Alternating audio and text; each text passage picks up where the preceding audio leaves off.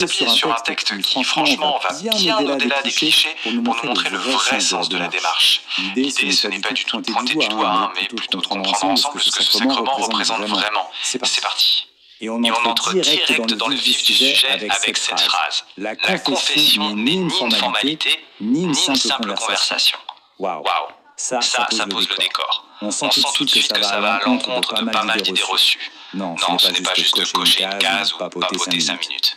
Le texte nous dit que c'est bien plus profond que ça. Alors si ce n'est pas une formalité, qu'est-ce que c'est ? Eh bien, la source nous donne une définition magnifique, une rencontre profonde.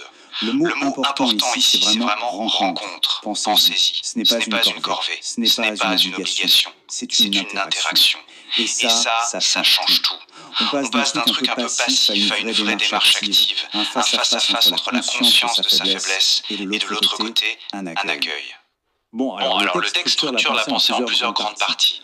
La première, c'est l'honnêteté envers soi-même. On va regarder de plus près le contenu même de la confession, ce qu'on dit et peut-être ce qu'on ne dit pas.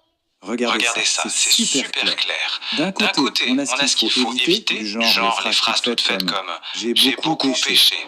De l'autre, ce qui est recommandé, nommer les choses précisément. Le point essentiel, c'est vraiment ça, la précision et la prise de responsabilité. C'est un peu comme aller chez le médecin et dire « Docteur, je suis malade, point ». Ça ne l'aide pas beaucoup, n'est-ce pas? Il faut décrire les symptômes. Et bien là, c'est pareil. Pour qu'une chose soit guérie, il faut la nommer. Et cette phrase-là, elle est parfaite pour résumer l'idée. La confession n'est pas un jeu de devinette. C'est simple, c'est direct. Ce n'est pas au prêtre de jouer les détectives. Le texte insiste vraiment là-dessus. La démarche demande une franchise totale. J'adore cette expression.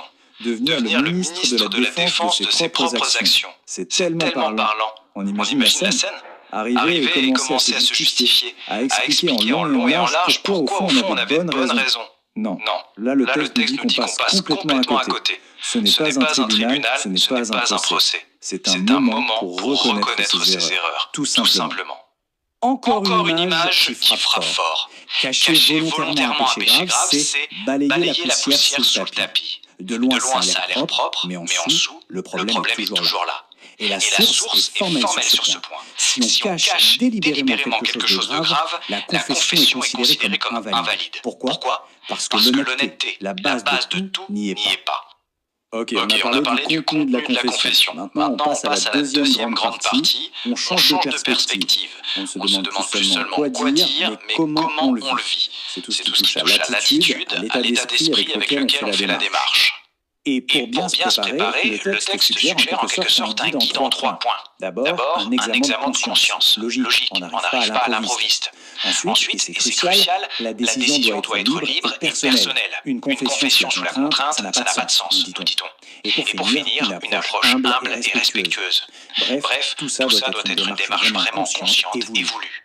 Attention à cette erreur-là, que la source décrit avec une image assez crue. Évitez de traiter ça comme si on allait vider la poubelle pour faire de la place. Ouch. C'est direct, mais ça montre bien le danger. Réduire cet acte à une sorte de nettoyage de routine, une simple formalité, sans vrai regret, sans désir de changer.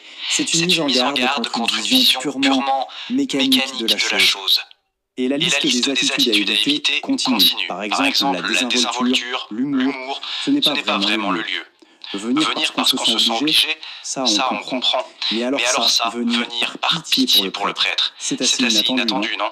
Mais ça montre bien à quel point la source veut insister sur une chose. La seule, l'unique motivation, ça doit être un désir personnel de changement. Le respect de la démarche et le sérieux sont vraiment essentiels. Voilà, on aborde la troisième et dernière partie. Et elle est tout aussi importante que les autres. Parce que l'erreur serait de croire que tout est fini une fois qu'on a reçu l'absolution. Et non, le texte nous explique qu'il y a un après, un engagement qui se prolonge dans le temps. Alors concrètement, cet après, c'est quoi? Eh bien d'abord, faire la pénitence qui a été donnée, et si possible assez vite, pour ne pas la laisser traîner. Ensuite, un conseil très pratique, ne pas attendre des mois pour se confesser, surtout s'il y a quelque chose de lourd sur la conscience. Et enfin, un point super important, prendre au sérieux l'acte de contrition. Ce n'est pas juste une poésie qu'on récite par cœur. Justement, parlons-en de cet acte de contrition. Il y a une phrase au cœur de cette prière qui est fondamentale. Je prends la ferme résolution. La source insiste sur ces mots. Ferme résolution. Ce n'est pas un je vais essayer, c'est un engagement. Une vraie promesse de changer, de prendre une autre direction. C'est vu comme le vrai point de départ de quelque chose de nouveau. Bon, pour conclure, si on devait résumer toute la pensée de ce texte, tout ramène à une seule idée centrale. La confession est avant tout une rencontre authentique, et donc une rencontre dans la vérité.